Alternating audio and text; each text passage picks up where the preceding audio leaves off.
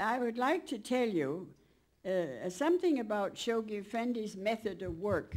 Violette and I were talking about the meeting today, and she suggested that it would interest the students to know how Shoghi Effendi wrote.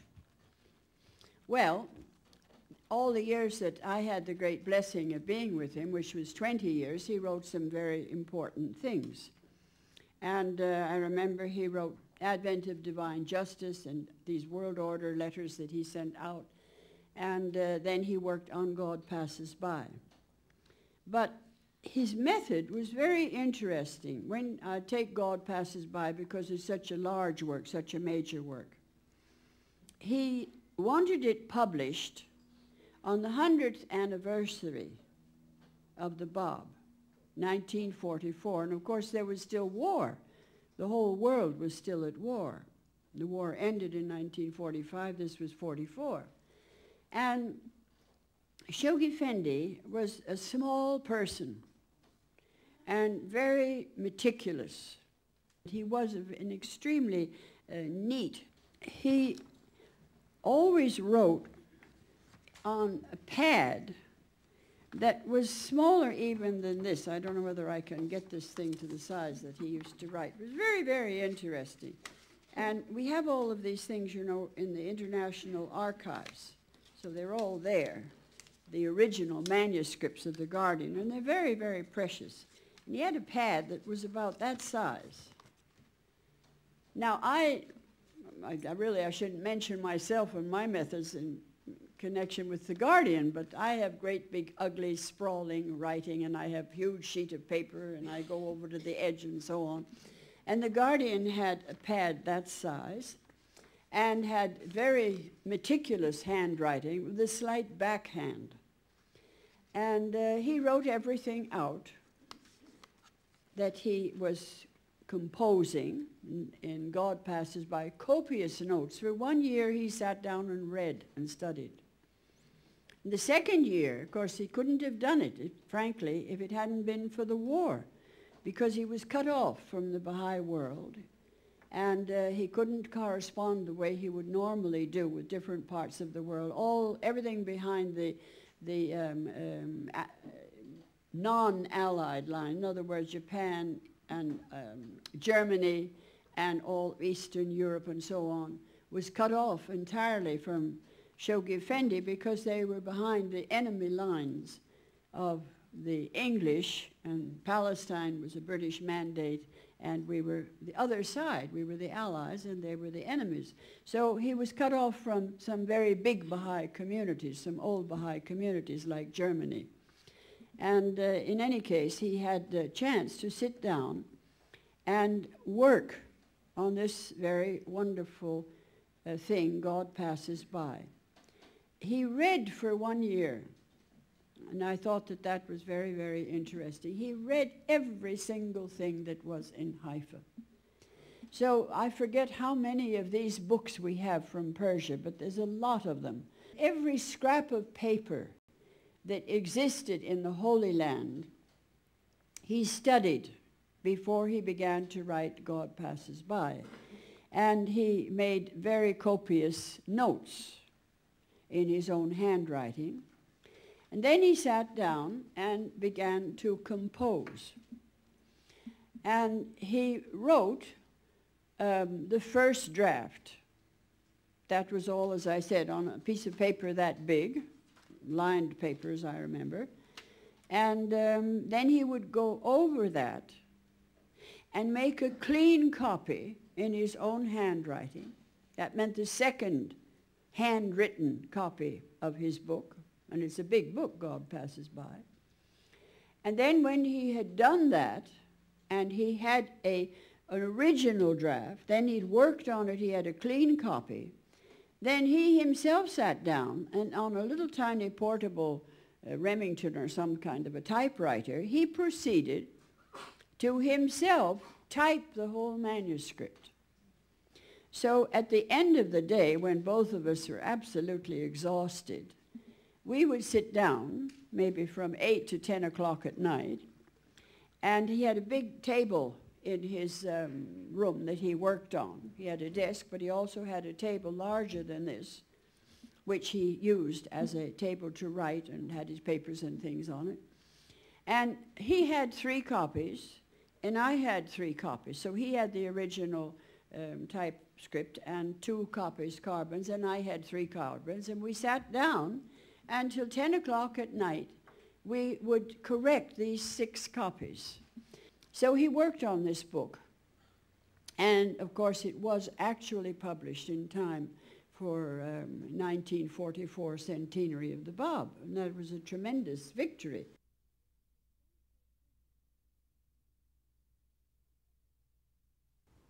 I think that obviously the greatest holy leaf after the passing of Abdul-Baha, probably more than anybody, certainly more than his own family, I mean his intimate members of his family, realized the importance of the guardian.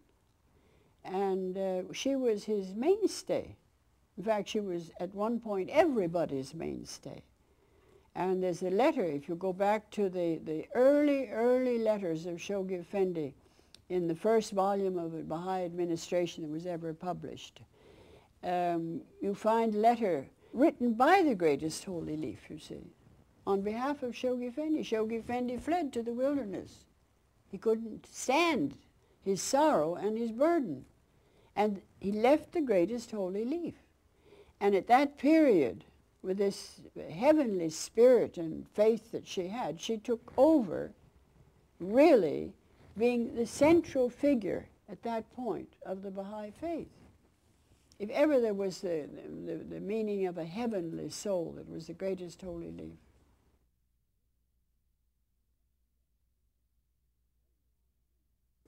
The whole concept of Nazm-i-Badi, New World Order, was in the Guardian's writings in detail. He made the world order. He put before us, after all, the House of Justice is unrolling, so to speak, this carpet of the New World Order that was given us by the Bab and developed in the divine manifestation of Baha'u'llah, and interpreted and expounded, and the construction of it begun by Abdul-Baha, and then the implementation of so many details through his letters of the administration by the Guardian, you see. Now what is the House of Justice doing? It's going on unrolling this whole process.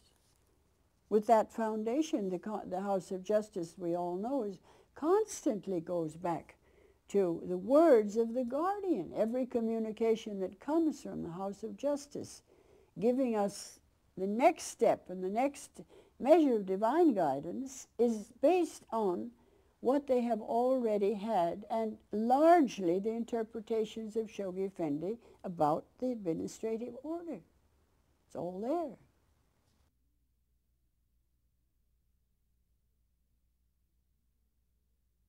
Shoghi Effendi and I, probably because of kindness to me, because I've been brought up and studied painting from my childhood and so on, and I, of course, always wanted to go to art galleries and museums, and many times Shoghi Effendi, I think out of the goodness of his heart, would come with me. So we went to many art galleries together. He liked the great classic painters. He liked the Botticelli, Raphael, I don't know, the classical painters. And before I was married, you see, I was alone 15 minutes with Shoghi Effendi. I didn't know him at all. And I had no idea he was the guardian of my faith, and I adored him. And I had turned to him as a child when I heard that Abdul-Baha had died. And then we heard that we had appointed the guardian of the Baha'i faith, his grandson. And then I just turned my heart to him, and that went on to the end of my life. And then I found that Shoghi Effendi's taste was excellent. He loved music. All the master's family seemed to have a great love for music. And he could never have enough music. But he liked, for instance, his favorite opera was Madame Butterfly. And he liked Rigoletto. He liked Carmen to some extent, and Aida to some extent. But these were the things that he liked.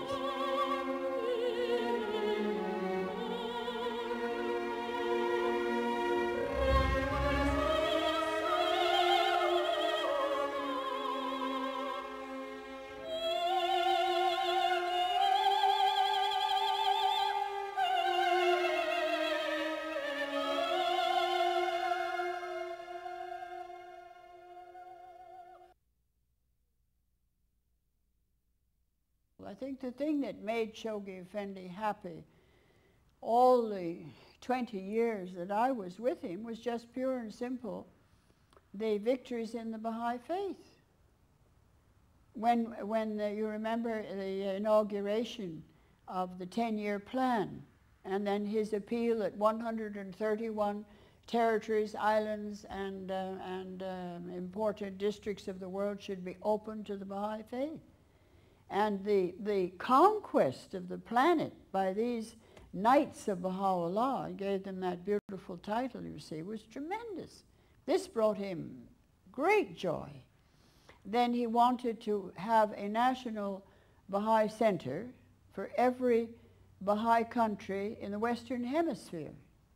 And Mrs. Collins contributed very heavily to that, the hand of the cause, Millie Collins, who lived with us.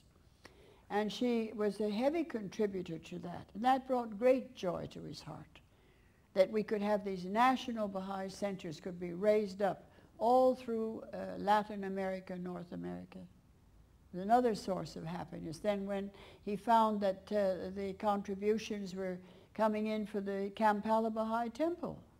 And of course the victories of Martha Root, whom he called the star servant of the faith, are so great because she taught the first ruler of the world the Baha'i faith. And then these wonderful testimonials of Queen Mary of Romania brought great joy to the heart of Shoghi Effendi. So that anything that was a victory for the faith, the Baha'is accomplishing their goals, the Baha'is fulfilling opening the 131 virgin territories on the planet to the message of Baha'u'llah through the pioneers, you see, all of these things brought great happiness and satisfaction to Shoghi Effendi.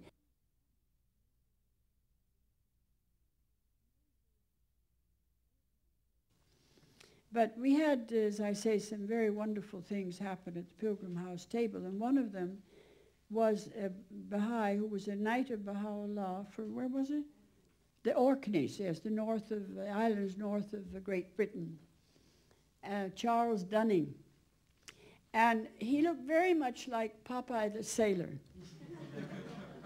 he did. He was pigeon-breasted, which is a very graphic description in English, but you have to know your English very well. It means people who are like a pigeon, you know. The bones are developed here in the narrow shoulders. And he had a mug, looked, as I say, remarkably like Popeye the Sailor. And we knew that he was coming. We knew that he was one of the Knights of Baha'u'llah, but in those days the airplane service was only once perhaps or twice a week from different places. So we never knew exactly when the pilgrim was coming. We knew that they were coming the third week, say, of January, but we didn't know which day. So the doorbell of the Pilgrim House rang, and Mr. Iowas told us afterwards he went and opened the door, and he saw this little man standing there with a big, heavy turtleneck sweater and a mug, because really Charles had a face that was like a mug, and a little runt of a fellow. And he thought that he was probably a bum. So he was going to say, you know, we're not interested. And then he looked at him, and he knew we were expecting Charles Dunning. So he said, "I'm Charles Dunning." Asked him who he was. Said, "I'm Charles Dunning." Well, then, of course, he was brought in and shown his room, and he came down to dinner with the guardian and so on. And the guardian was so entranced with that man. He was a very, very simple man. And as I say, Shoghi Effendi sat here, and he put Charles there because Charles was the Knight of Baha'u'llah. And he always put the prominent Baha'i here, for whatever they were, their position as a hand or a Knight of Baha'u'llah or an elderly woman or whatever, they went there. So Charles, I'll be the head now, and Charles was sitting here and the guardian was there. And he just adored the guardian, and he leaned over like this. He said, "Guardian, do you remember when you wrote that? You remember that?" And his finger was under Shoghi Effendi's nose like that. And Shoghi Effendi was enraptured with this man. So he leaned on the table like this, you see, smiling into Charles's face, and Charles's finger under his nose. Guardian, you remember you said that? Oh, it was so adorable. And then when we went home, Shoghi Effendi said to me, oh, I like that man so much. He just loved Charles. That was very interesting, light on the Guardian. Then we had another Baha'i. He was the first Baha'i from America. And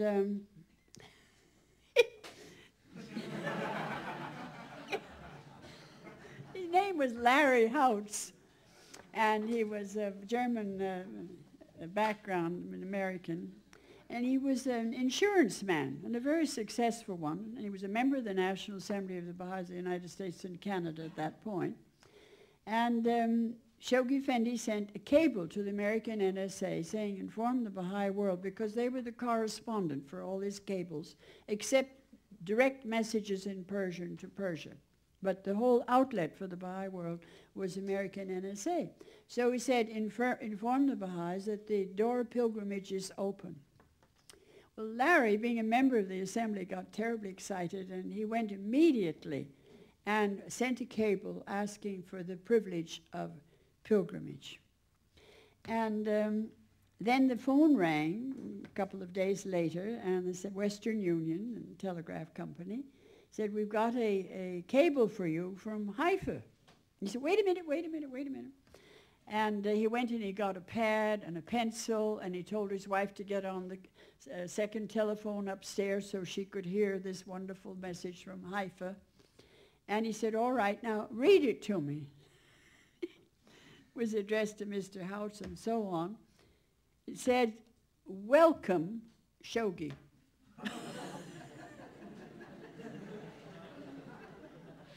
Very interesting. I mean, this was the Guardian, you see. Instead of saying a long speech in one paragraph because you're the first, he just said, welcome. You're welcome. And then he signed it, Shoghi, which is the way he signed everything, and that was that.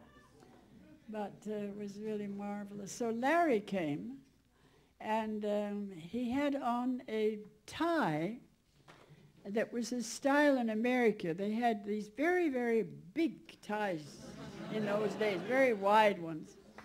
And this was hand-painted. And it was a painting of an Arab in the desert sitting under a palm tree. Well, it was.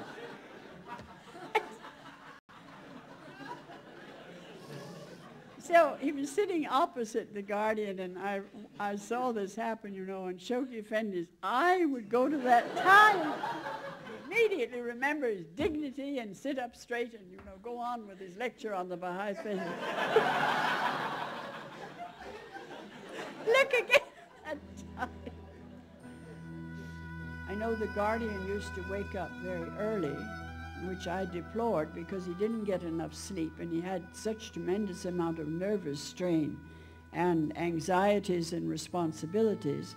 But he would wake up about dawn, and when he had finished seeing the pilgrims and we got home and he had gotten to bed, it may have been, say, 10 o'clock, so he didn't have very much rest. And of course, as the years went by, he had much less rest because the demands on his time were greater, and the expansion of the cause constantly preoccupied Shoghi Effendi. And in the end, he worked all the time. He worked in London till the day that he died.